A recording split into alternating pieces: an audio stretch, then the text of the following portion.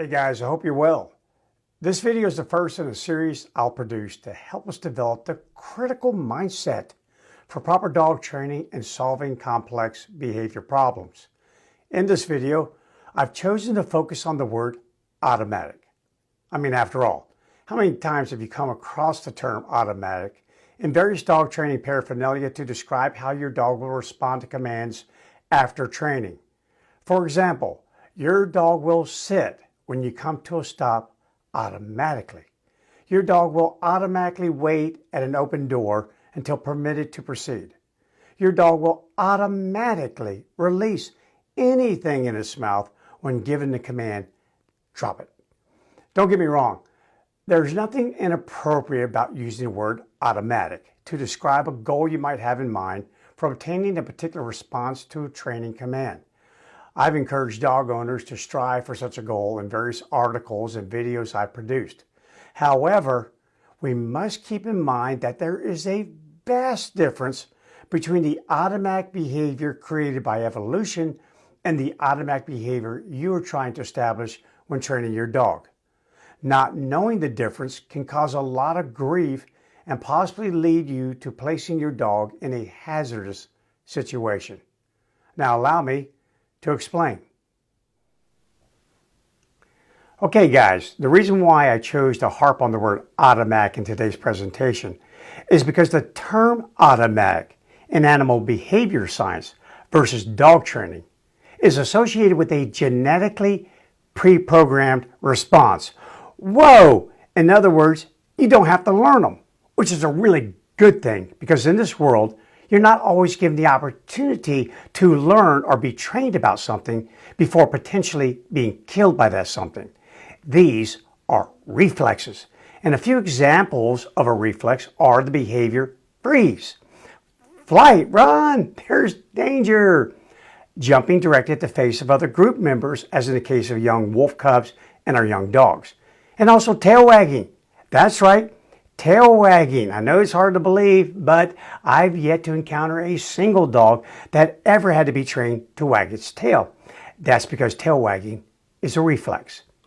Whereas the term automatic, as applied to dog training, is not a genetically pre-programmed response. Instead, the response that you're training is the intended consequence of its acquired learning. In other words, what you intend for it to learn. And that means it will always be subject to context sensitivity. Context sensitivity simply means that if you want your dog to reliably respond to any command that you give it within a particular context, you have to be sensitive to that and make sure the dog is trained in that context and not expect some sort of automatic response regardless of the context. If you fail to obey that, you could run into what's called conceptual distance. And to kind of explain conceptual distance, I'm going to use taking pictures. When I was a young kid, we didn't have fancy iPhones that could take 1,000 pictures in 5 minutes.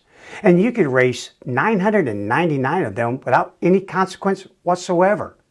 However, these machines right here required you to spend money. Yeah, you had to purchase these things down here called film canisters or rolls of film. And this particular one, you are only given 24 chances to take a really good picture. Then you had to spend even more money to have those 24 pictures developed. So as you can imagine, I was very picky. I was very careful about the pictures that I took. But invariably, no matter how careful, how picky I was, this happened. Yeah, and it always happened to be that picture, the one that you wanted the most, the one that took you the most effort to take. That's the one that came back blurry, not the picture of your dog looking at you, which you could catch any day of the week. It was this one. Well, you see this blurry picture? I want you to think of that as conceptual distance. Because when you're training your dog, for example, to do a down stay, and you wanted to do it in your front yard, in your driveway, You want your dog to do a downstay at the local park, and you want your dog to do a downstay, and I don't know where this is, but obviously the dog can do it for a long period of time. But if you want your dog to do a downstay in all of these different contexts, then in the very beginning, when you first perform the downstay within these individual contexts, you will more than likely have a blurry picture. Yeah, it'll just come back blurry. And that's because there's always going to be some conceptual distance in the very beginning until after multiple pictures within all of these different frames becomes clearer and clearer with each rep as conceptual distance starts to fade away. So now you've done all that training. Your dog does super in your front yard, in your driveway, at the local park, and I don't know where, but your dog does a great job. Notice this picture here in your living room. That picture of your dog lying in a downstay doesn't even exist. So if you thought that training created an automatic reflexive type response, this wouldn't matter. Who cares? Because your dog would perform a downstay in this context just like it did in all the other ones. But that's not the case. Because again, just like you found out when you're training your dog to do that downstay and all those other environments, you're going to get the same thing here. You're going to get into this thing called foggy land, in which the animal will look like the picture like it's underexposed or blurry because you really haven't taken enough pictures yet. You haven't trained the dog within this context. And that means anytime your picture comes back looking like that, that means that the condition known as conceptual distance is occurring. Now, animals don't have the ability to speak, which means they really can't read. Otherwise, just give them an instruction manual and downstay and say, follow the instructions and we are all good to go. But instead, you have to put in the work, you have to put in the reps, you have to do the training, and you have to do it in every context that you would like your dog to respond and be able to perform in the future. So instead of being able to have your dog read an instruction manual in that part of teaching them, we speak the language of our dogs, and it's called semiotics. So in semiotics, you have some sort of sign, symbol, or signal. And then there's an interpretation. How does this sign, symbol, or signal interpret, or how do you interpret it, or how does it influence your behavior? And the referent is why you interpret it the way that you do, why your behavior is influenced the way that it is by the sign, symbol, or signal. So in the case of a downstay, the command would be the signal. And it can also be some sort of other command or different type of signal that you give your dog, but it'd be a combination of downstay, so what we call a compound signal. And the interpretation on your dog is to lie down and remain in that spot until properly released. And it's done that, and this triangle would be solid all the way around in your front yard, at the park, in your driveway, and wherever else. However, in your living room, you've never done before, there's a referent is times 0.